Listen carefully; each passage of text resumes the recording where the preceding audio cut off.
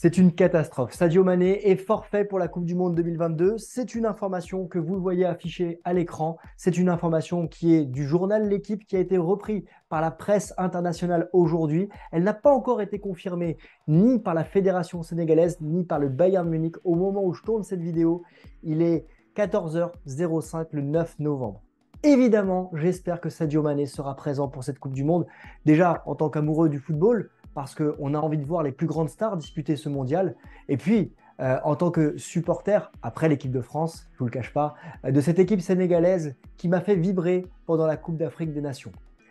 Bienvenue sur CM Football, bienvenue pour une vidéo non prévue parce que l'information est tombée ce matin et justement, ça a été une catastrophe. C'est vraiment une désillusion d'apprendre cette nouvelle et de voir Sadio Mané qui ne disputera pas ce mondial parce qu'il le mérite tant, il le mérite énormément et notamment pour toute l'Afrique. Alors on va voir 3 points dans cette vidéo. On va parler de sa blessure, voir quelles sont les informations à date. On va voir quelles sont les solutions également pour Aliou Cissé qui doit donner son groupe ce vendredi, son groupe jusqu'à 26 joueurs. Est-ce que Sadio Mané doit partir avec le Sénégal? Est-ce qu'il doit rester à quai? Quelle est la nature de sa blessure? Et puis, on fera le point, on est obligé de faire le point sur cette Coupe du Monde au Qatar qui se dispute en novembre-décembre et qui a un impact non négligeable sur la santé des joueurs. On ne va pas forcément parler des impacts hors football et notamment de l'écologie, mais il y a une réelle absurdité qui existe autour de cette Coupe du Monde. Alors, cette vidéo elle est sponsorisée par l'application OneFootball, c'est l'application numéro 1 sur toute l'actualité du football. Vous pourrez retrouver toute l'actualité sur le Sénégal, mais également sur la blessure de Sadio Mané en téléchargeant le lien qui est dans la description. Alors, on a appris ce matin donc la blessure de Sadio Mané. Il s'est blessé hier en Bundesliga lors du match face au Werder Bremen. D'autres joueurs ne jouent pas les derniers matchs avant le mondial. Sadio Mané, lui, était titulaire. Il est sorti soi-disant par précaution au bout d'une vingtaine de minutes de jeu. Et les informations du journal Bild hier soir en Allemagne disaient que sa blessure était bénigne, qu'il avait été donc sorti par précaution et qu'il serait présent à l'entraînement et qu'il serait présent et sa participation à la Coupe du Monde n'était pas forfait. Et puis ce matin, il y a le journal L'Équipe donc, qui a annoncé cette terrible nouvelle. Donc Sadio Mané est touché au tendon. Ça a été repris par différents médias et on a appris au fur et à mesure qu'il serait touché pour 3 à 4 semaines. 3 à 4 semaines, il y a une course contre la montre qui est en train de se mettre en place. 3 à 4 semaines, ça veut dire que prenons la pire situation, si on est sur 4 semaines, on a un Sadio Mané qui pourrait revenir pour les huitièmes de finale.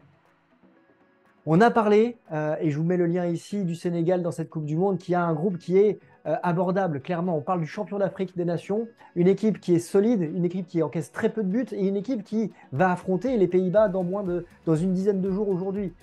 Ensuite, le Qatar et enfin l'Équateur. On a une équipe du Sénégal qui doit nécessairement passer ce premier tour, à mon sens, et qui se retrouve privée de sa star. Alors, il y a évidemment un constat d'échec, de désillusion, de tristesse. Voilà, le mot juste, c'est tristesse pour ce joueur et pour toute une nation sénégalaise si jamais ce joueur ne venait à ne pas disputer la Coupe du Monde. On a un Aliou Cissé qui va donc annoncer son groupe dans quelques jours. Il a la possibilité de choisir 26 joueurs. On sait que le Sénégal peut jouer sans Sadio Mané, mais on parle quand même du deuxième meilleur joueur du monde aujourd'hui, puisqu'il a été numéro 2 au classement du Ballon d'Or.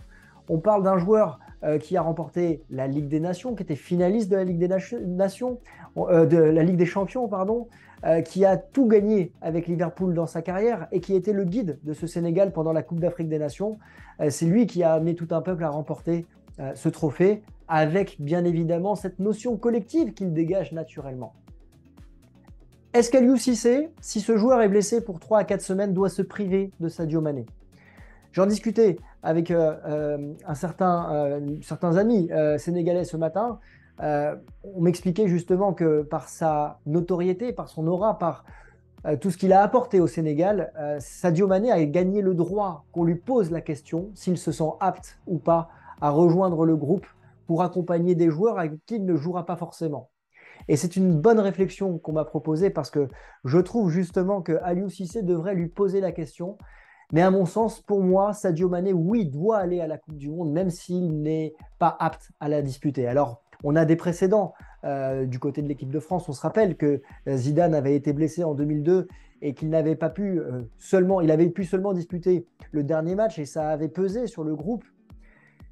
Mais on connaît les qualités humaines de Sadio Mané et pour moi, si ce joueur vient à venir avec le groupe, il apportera sa hargne, son abnégation, sa détermination pour accompagner tout un groupe et pour justement apporter de l'espoir également à tout un peuple.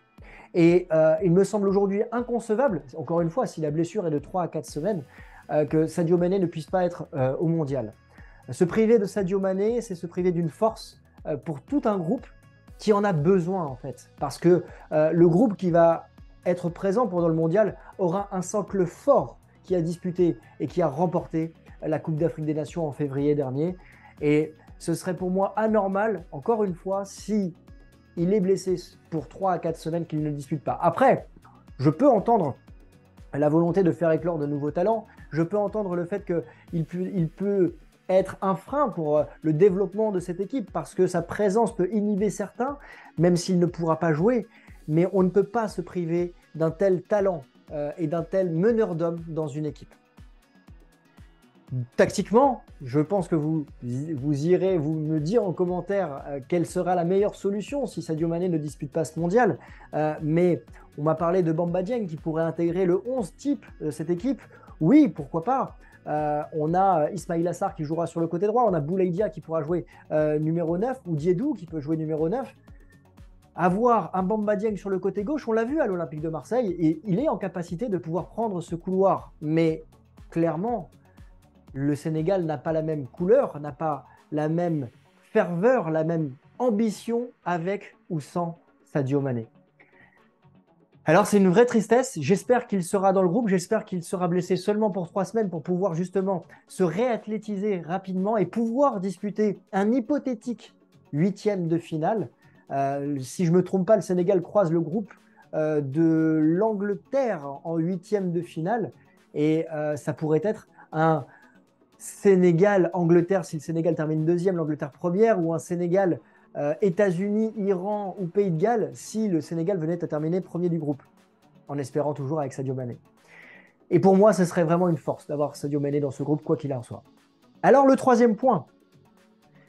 Le troisième point, bah, évidemment, c'est ce Qatar 2022 qui va commencer dans 11 jours. Je sais, on est en train de faire une série sur la chaîne qui vous présente l'ensemble des sélections. Moi, je suis hypé en fait en tant que fan de football de réaliser, de commenter et d'analyser cette Coupe du Monde. Et ça me plaît particulièrement parce que c'est un rêve d'enfant. Et puis d'avoir votre attention et d'être attendu justement pour que vous ayez mon avis et l'échanger avec vous en commentaire, ça me plaît particulièrement. En revanche, il y a quelque chose qui ne va pas dans cette Coupe du Monde et qui me déplaît. Évidemment, cette notion de l'avoir en mois de novembre et décembre est complètement absurde. Et on le voit aujourd'hui, de nombreux joueurs ne vont pas disputer cette Coupe du Monde. Du côté du Portugal, Diogo Jota est forfait. Du côté de l'équipe de France, Paul Pogba, N'Golo Kanté sont forfaits. On a Karim Benzema qui n'est pas forfait, mais qui est en difficulté et qui n'a pas joué depuis très longtemps avec le Real Madrid. Tout cela parce qu'on a une accélération de match. On l'a entendu Jules Koundé récemment dire juste qu'il y avait trop de matchs qui étaient disputés récemment et ça pèse sur les organismes. On sait que le Qatar a reçu l'organisation de cette Coupe du Monde par différents biais. On a encore Blatter qui a annoncé que c'était une erreur. Lui, qui était le président de la FIFA, qui a permis de voir cette Coupe du Monde se disputer au Qatar, dit que c'est une erreur. Tout est réuni pour avoir un grand show au niveau visuel, mais tout n'est pas réuni pour avoir les plus grands joueurs sur le terrain. Et ça, c'est une vraie catastrophe. Voir le Sénégal privé de Sadio Mané, voir l'équipe de France privée de Paul Pogba ou N'Golo Kanté, possiblement de Karim Benzema, entre autres, voir Diogo Jota qui ne pourra pas disputer le mondial, voir Neymar et Messi actuellement avec le Paris Saint-Germain qui ne souhaitent pas disputer leur dernier match de peur de se blesser, je peux les comprendre. Une Coupe du Monde, c'est unique. C'est pas aux joueurs en fait de prendre cette décision de disputer ou non cette Coupe du Monde au Qatar, même s'ils ont un rôle. Pour moi, c'est aux instances de faire leur travail. Et aujourd'hui, il y a évidemment beaucoup de choses qui vont à l'encontre de cette Coupe du Monde. Alors, sur le terrain, sportivement, j'espère que ça sera une très belle compétition.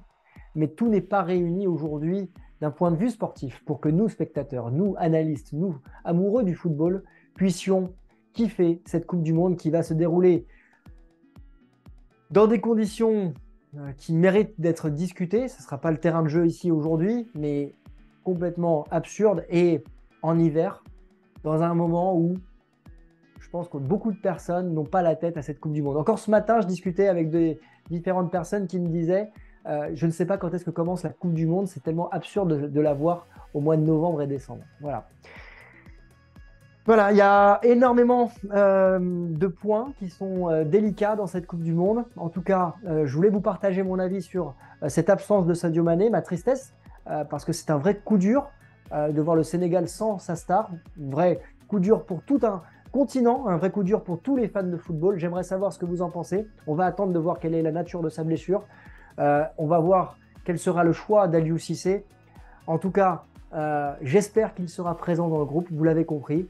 Et nous, on va se retrouver prochainement pour discuter de ce mondial dans un univers qui a évolué, vous l'avez vu, que je vous présenterai bientôt.